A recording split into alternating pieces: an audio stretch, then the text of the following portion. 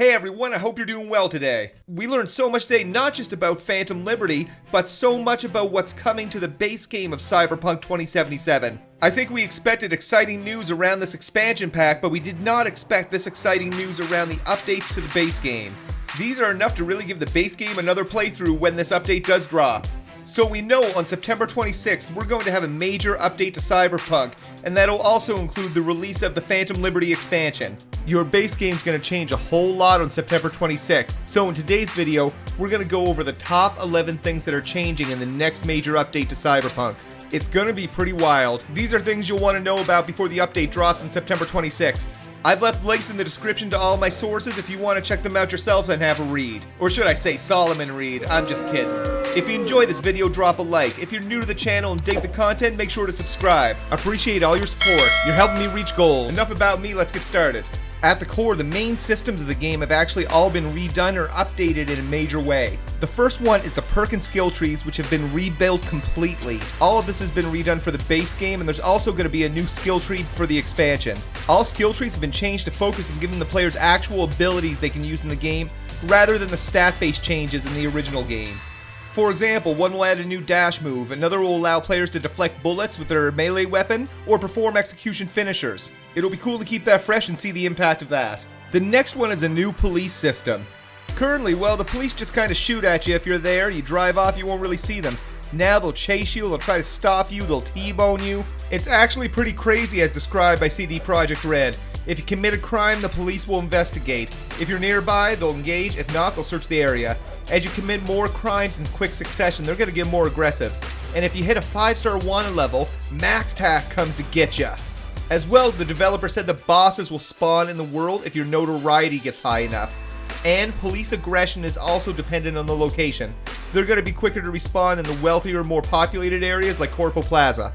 The next one I'm really excited about is vehicle combat. CD Projekt Red said they put a lot of effort into the vehicle combat. You can aim your handgun through a windshield or a window, and there's also weaponized vehicles with Gatling guns or rockets that you can actually use and shoot. Cool thing is that a number of the cars from the base game will be updated and weaponized.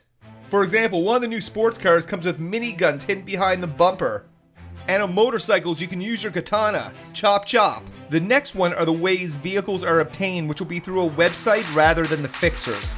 There'll actually be a new hacking element on how you steal cars, so I'm interested to see where that goes. And I guess it'll be Mama Wells for who you're getting the cars for.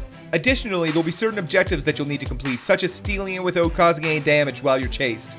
The next one is big changes to Cyberware. Now armor is tied to your Cyberware rather than your clothing. And there'll be limitations to the amount of Cyberware you can have because you can get into cyberpsychosis, and that never ends well.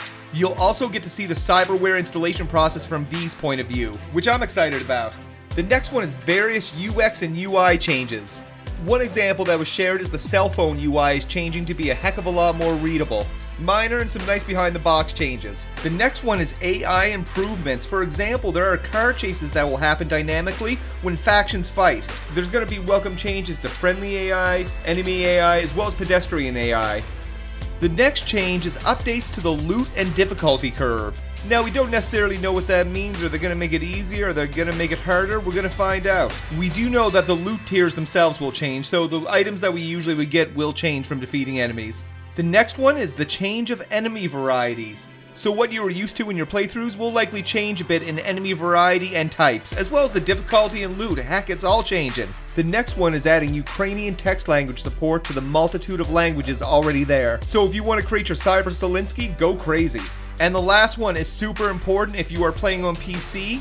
It is the system requirements, which are changing and probably getting a little tougher. I've left a link for it in the description below. All in all, I'm pretty excited for these changes. Although I hope the PC requirements doesn't impact anyone too badly. Let me know what you think in the comments below. Thank you so much for taking the time to watch the video, and we'll see you in the next one.